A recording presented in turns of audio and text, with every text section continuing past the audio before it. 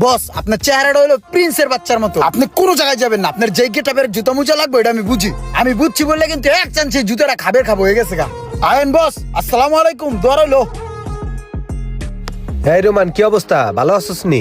এই তো ভালো আছি, তুই ভালো আছিস? ইমরান, হ্যাঁ পরিচয় হও। এইটা হইলো আমার মামতো ভাই, বুঝছো?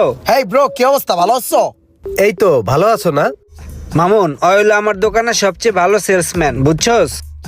আর ইমরান শোনো, ও আসলে বিদেশে ছিল, বুঝছো? আচ্ছা। দেশে আসছে কিছু একটা করবে। আমি চাইতেছি যে তোমার লাগে থাইকা আমগো ব্যবসাটা কিছু একটা শিখুক। হ্যাঁ ব্যাপার না, আমি আছি তো। হেই ব্রো, চলে বস, ঠান্ডা খাওয়াই নিচেতে। রোমান বয়, আসতেছি। ওই ভা, টাকা ঢুকে আছে পকেটে। রোমান, আমি এই 1 মাসে যা বুঝলাম, বুঝছোস, এই দোকান ডুতে 2-3 জন মানুষ লাগে না। এই দোকানে আমি একাই যথেষ্ট। তুই একটা কাজ কর, আগামী 1 তারিখে ইমরান রে মানা করে দে। আর তুই মাঝে মাঝে আইয়া একটু দেখাশোনা করলি তাহলেই হইবে। এই দোকান আমি একলাই চালাইতে পারবো, বুঝছোস? ঠিক আছে, দেখতেছি।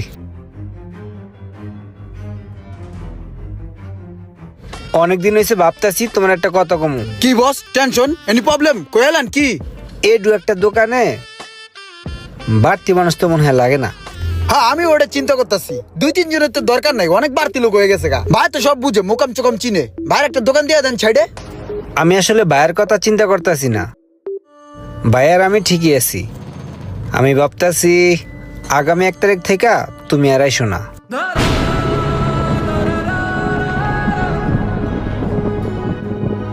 কি কোন উস্তাদ, এত বছর ধরে এই দোকানটা করি, আমি যদি যাই এই দোকান চলবো? এই দোকান চলবো কি চলবো না ওটা দেখার দায়িত্ব তো আর তোমার না। তুমি একটা কাজ করো, তুমি 1 তারিখ থেকে আর আইসো না।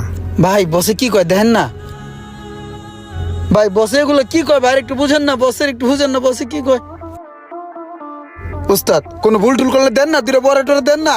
আমি তো আপনার ছোট ভাইয়ের মতো নেই ভাই, দেন না বড়া। চাকরিটা তো আমার খুব দরকার, এটা তো বুঝে নেই বস। হাতের কাম তো আমি জানি না, পারি না, চাপা চুপা মারতে পারি বস।